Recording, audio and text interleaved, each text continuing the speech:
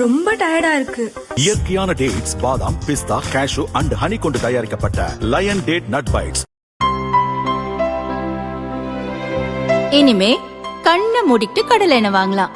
ஏன்னா மந்த்ரா கடலை எண்ணெய் இதயத்தின் தயாரிப்பு. வறுக்க, பொரிக்க, ஏன் எல்லா சமையலுக்கும் மந்த்ரா தான். மந்த்ரா கடலை எண்ணெய், அபார ருசி, ஆரோக்கியமான உடல் நலம்.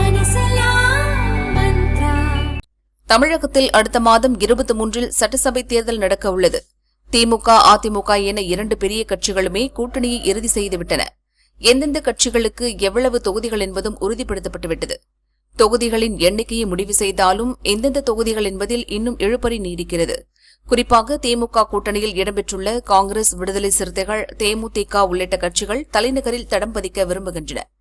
எனவே சென்னையில் தங்களுக்கு தொகுதிகள் ஒதுக்கும்படி தொடர்ந்து வலியுறுத்தி வருவதால் திமுக தலைமைக்கு பெரும் தலைவலி ஏற்பட்டுள்ளதாக கட்சி நிர்வாகிகள் கூறினர்.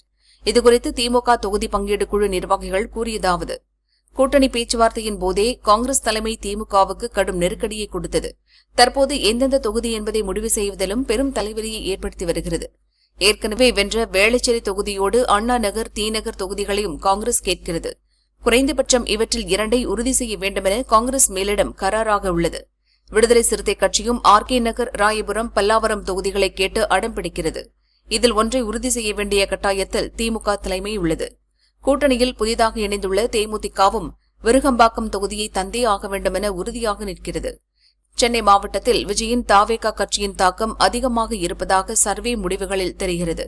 இதனால் சென்னைக்குள் அதிக தொகுதிகளில் போட்டியிட்டு திமுகவின் செல்வாக்கை நிலைநிறுத்த வேண்டிய கட்டாயத்தில் ஸ்டாலின் இருக்கிறார்.